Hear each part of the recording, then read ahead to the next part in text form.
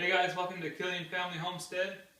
So this little project we're doing, we're creating emery shims, and it's obviously for beekeeping.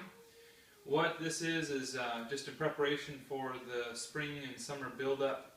When these hives grow, and you're managing your hives proactively to help them grow, sometimes you need to place a emery shim in between a number of brood boxes.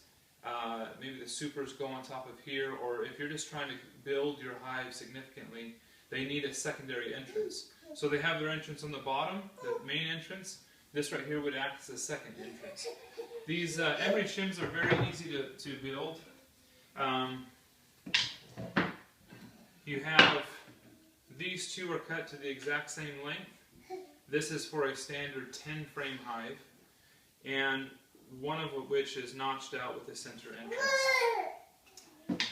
These two are cut out the exact same length as well, and they will form the sides. I start with the entrance side, turn it down so that these notches are pointing down, and take one of the sides here. Just a little dab of wood glue. Then you can actually do this by yourself. You don't need any help. Hold it with your left hand in place. Grab one of these skinny finishing nails. Looks to be an inch long. Stick it in there with your finger.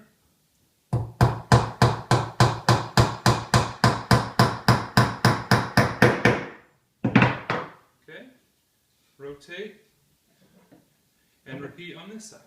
Okay, so I have both sides on, and it's simply taking the unnotched side and putting it through here. The nice part is if you are very particular in your measurements here, again, this is a 10 frame hive, and the measurements are the exact same as the hive measurements are going to be.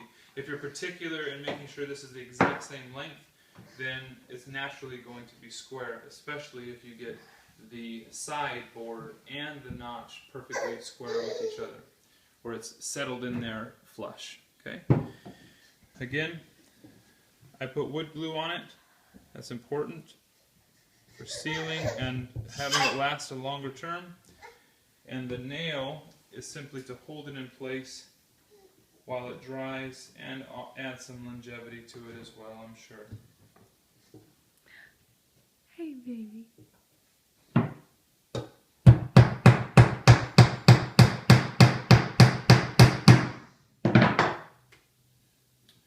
One last piece, and then I am done with this project. And I have 5 new emery shims.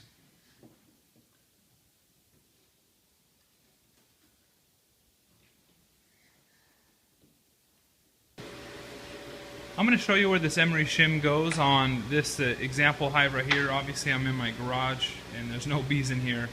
But just to give you an example here, I'm going to stack this hive even higher and show you where I would put an emery shim.